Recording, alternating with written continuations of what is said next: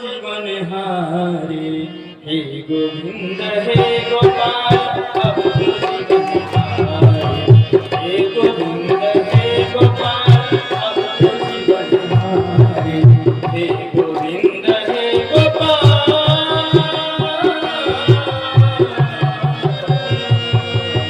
हे गोविंद हे गोपाल अब तो जीवन हारे।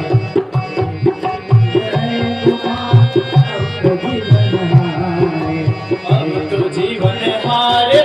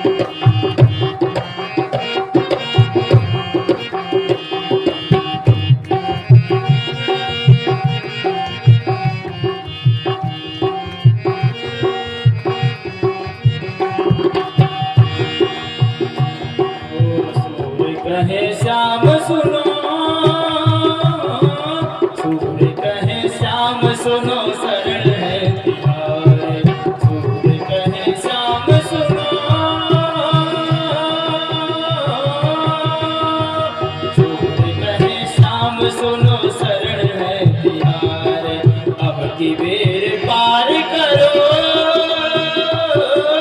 अब की बेर पार करो नंद के किनारे।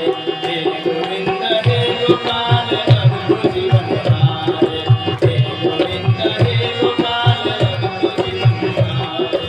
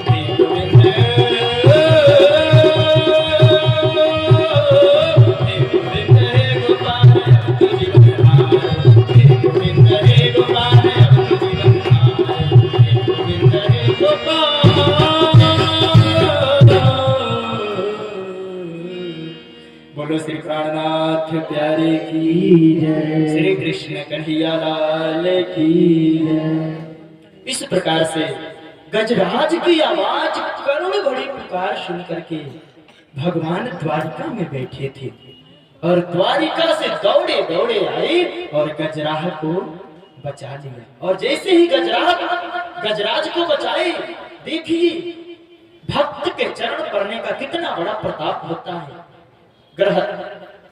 गजराज को बाद में बचाए, पहले ग्राह को अपने सुदर्शन चक्र चला करके मोक्ष दे दिए। बोलो कृष्ण कन्हैया लाल की। यदि हम भक्त का चरण पढ़ते हैं, भगवान जल्दी प्रसन्न हो जाते हैं। भक्त के चरण पढ़ने वाले को परमात्मा सीधे मोक्ष दे देते हैं, उनको माया में रखते ही नहीं है।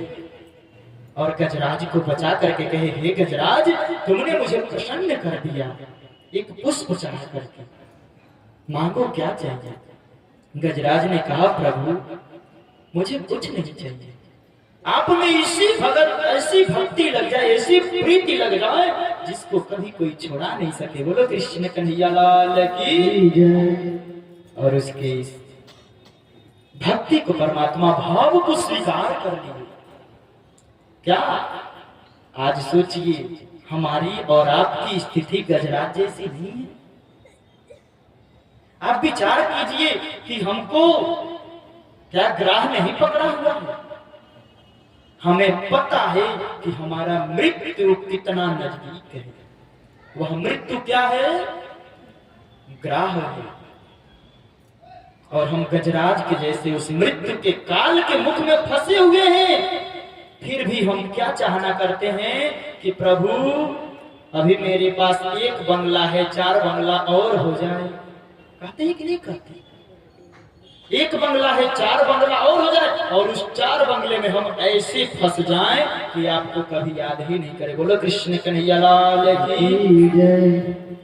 जब भगवान ने प्रसन्न होकर के हस्तिनापुर में कहा था सबसे, हे कुंती तुम मुझसे क्या मांगना चाहती हो, जो मांगना है मांग लो।